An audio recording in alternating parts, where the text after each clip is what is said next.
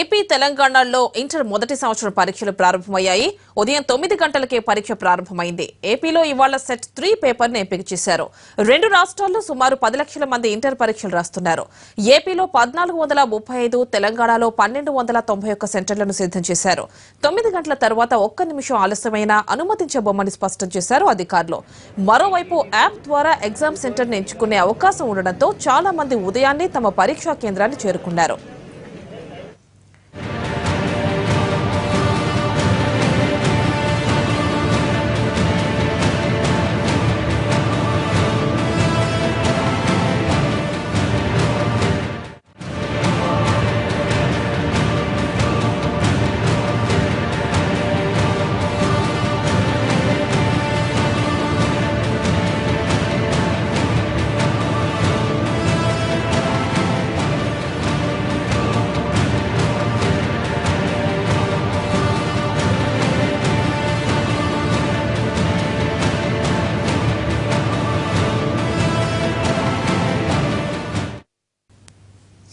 హైదరాబాద్ శివారు వనస్థలిపురంలోని వాసవి కాలేజ్ వద్ద విద్యార్థులు ఆందోళనకు దిగారు. కాలేజ్ యాజమాన్యం హాల్ టికెట్లు ఇవ్వకపోవడంతో ఆందోళనకు దిగారు విద్యార్థులు. ఫీజులు కట్టించుకున్న యాజమాన్యం స్టూడెంట్స్ కు హాల్ టికెట్లు ఇవ్వకపోవడంపై ఆగ్రహం వ్యక్తం చేస్తున్నారు. నిన్నటి నుంచి నిరసన తెలుపుతున్న వారికి విద్యార్థి సంఘాలు మద్దతు తెలిపాయి. కాలేజ్ ఎదుట బైఠాయించారు స్టూడెంట్స్.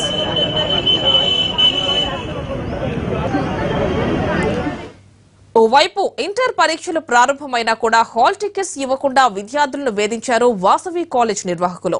దీంతో నిన్న ఆందోళనకు దిగిన విద్యార్థులు ఇవాళ ఉదయం కూడా నిరసనకు దిగారు.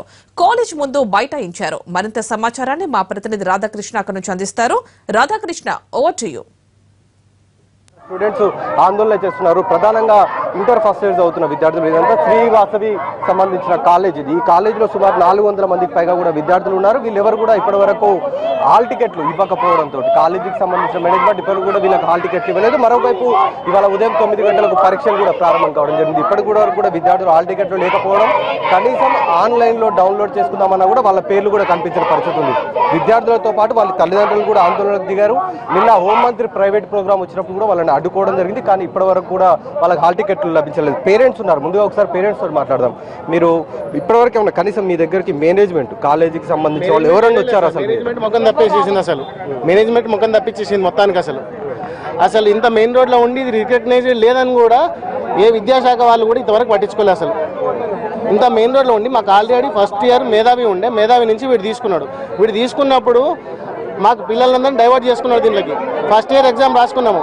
ఇప్పుడు సెకండ్ ఇయర్ వచ్చేసేసరికి మాకు రికగ్నైజ్ లేదని చెప్పేసి చెప్తున్నారు.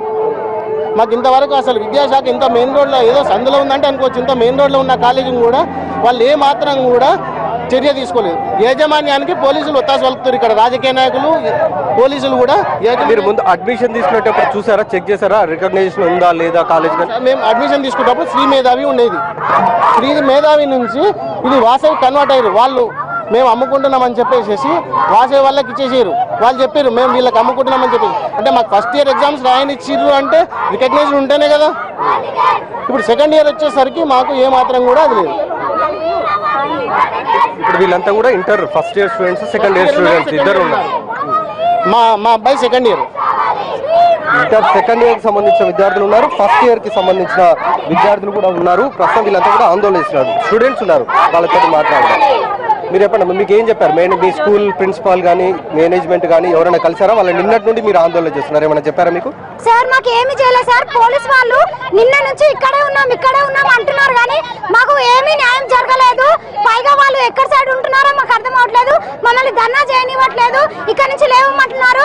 హాల్ టికెట్స్ వస్తాయి, ప్రిన్సిపల్ తో మాట్లాడాను అన్నారు.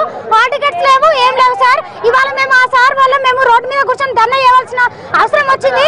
1 ఇయర్ లైఫ్ మాది స్పాయిల్ అయింది సార్. ఈ ప్రిన్సిపల్ ని కఠినంగా శిక్షించాలని మేము మాట్లాడుతున్నాము. మాకు హాల్ టికెట్స్ వెంటనే రావాలి సార్. మేము ఈ రోజు రాకపోయినా ఇంగ్లీష్ ఎగ్జామ్ నుంచి మేము రాయడానికి సిద్ధంగా ఉన్నాము.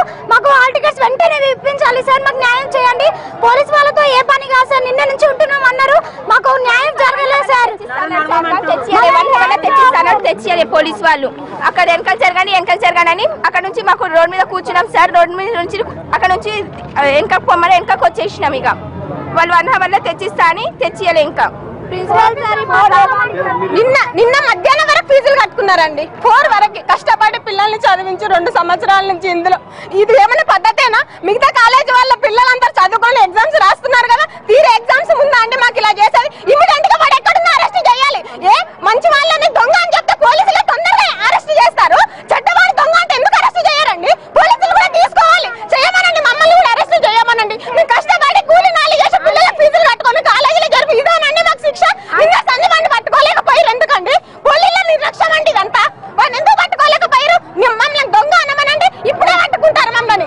వాడేమన్నా లంచాలు ఇచ్చాడా? వాళ్ళకి లంచాలు ఇచ్చింది కాబట్టి పోలీసులు ఇంతవరకు వాడిని పట్టుకోలేదు. వాడు స్టార్టింగ్ ఏమన్నా ఇచ్చిండేమో వాళ్ళకి.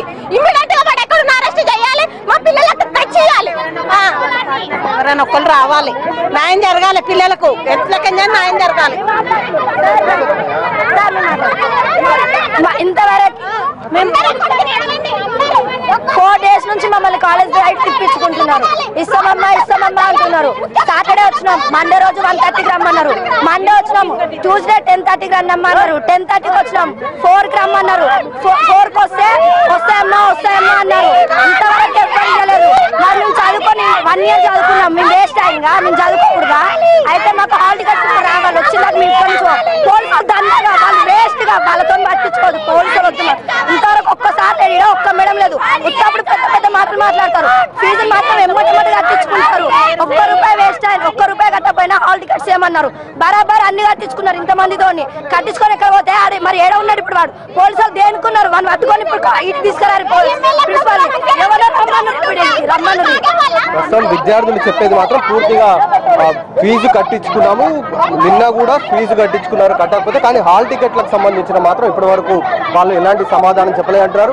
పైన మనం చూసిన కొంతమంది విద్యార్థులను ఇప్పటికే అరెస్టు చేసి పైకి తరలించారు పోలీసులు. ఇక్కడ ఉన్న విద్యార్థులను కూడా తరలించేందుకు రంగం సిద్ధం చేశారు. మరొక వైపు ఇంటర్మీడియట్ పరీక్షలు కొనసాగుతున్నాయి, కానీ ఇప్పటి వరకు కూడా విద్యార్థులు అంటే వాసవి కాలేజ్ సంబంధించిన విద్యార్థులు 400 మందికి పైగా ఉన్నారు. వీళ్ళని ఎవరిని కూడా హాల్ టికెట్ ఇవ్వలేదు. వాళ్ళ భవిష్యత్తు మొత్తం కూడా ఇప్పుడు ఇబ్బందికరంగా మారింది. సెకండ్ ఇయర్ చదువుతున్న విద్యార్థులు ప్రధానంగా ఇబ్బందులు పడాల్సిన పరిస్థితి చోటు చేసుకుంది. ఎందుకంటే వాళ్ళు ఇంటర్ పూర్తయితే ఎంసెట్ లేకపోతే ఇతర ఉన్నత చదువుల కోసం వాళ్ళు ప్లాన్ చేసుకుని ఉంటారు, కానీ ఇప్పుడు వాళ్ళు ఎగ్జామ్ కూడా రాయలేని పరిస్థితి ఉంది. కాబట్టి ఇప్పటికైనా ఇటు ఇంటర్మీడియట్ బోర్డు అధికారులు కానీ లేకపోతే సంబంధిత విద్యాశాఖ అధికారులు కానీ తక్షణమే తమకు న్యాయం చేయాలని, లేకపోతే అప్పటి వరకు తాము ఆందోళన ఇలాగే కొనసాగిస్తామనేది విద్యార్థులు